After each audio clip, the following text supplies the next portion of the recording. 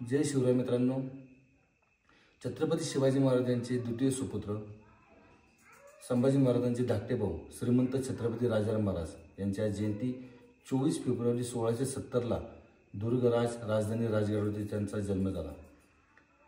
ज्यावेळेस त्यांचा जन्म झाला त्यावेळेस ते पार्थे निपजले। तर छत्रपती शिवाजी महाराजांनी समजल्यानंतर महाराजांच्या तोंडातून पहिलं वाक्य आलं की राजाराम महाराज सर्व 5 शाळा पालथे घालतील। असे हे महापराक्रमी, स्थिर बुद्धी, मुत्सद्दीपणा ज्यांच्याकडे खूप मोठा होता असे महापराक्रमी धुरंधर छत्रपती राजाराम महाराज त्यांच्या जयंती।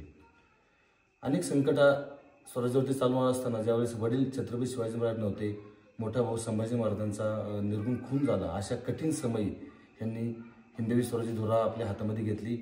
वाघ दरवाज्यातून त्यांनी मोजक्या सहकारी राणीमुळच्या सोबत जावळीच्या जंगलातनं प्रवास करत रायगडावरनं निघून प्रतापगडला गेले। प्रतापगडला 10 जून 1689ला त्यांनी काकरखानसारख्या, जुल्फिकारसारख्या बलाढ्य औरंगजेबाच्या सरदारांना त्या ठिकाणी पराभूत केलं।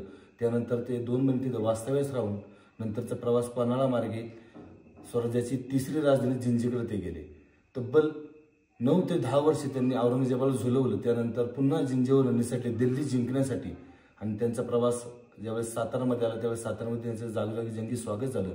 आणि ज्यावेळेस सिंहगडावरून त्यांना औरंगजेबाला हरवण्यासाठी, दिल्ली जिंकण्यासाठी ज्यावेळेस त्यांनी पावलं उचलली त्यावेळेस दुर्दैवानं ज्वर या आजारामुळे त्यांचा 3 मार्च 1700ला सिंहगडावरती मृत्यू झाला। अशी 11 वर्ष स्वराज्याचं 3रे धनी म्हणून त्यांनी कारभार पाहिला। त्यांच्या पश्चातनंतर महाराणी ताराणींनी औरंगजेबाला याच मातीमध्ये काढलं। असे महापराक्रमी राजाराम महाराज त्यांची आज 355वी जयंती आपण संपूर्ण महाराष्ट्रभर, कर्नाटकमध्ये, तामिळनाडूमध्ये साजरी करत असतो।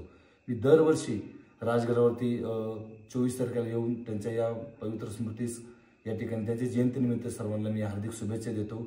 जय शिवराय।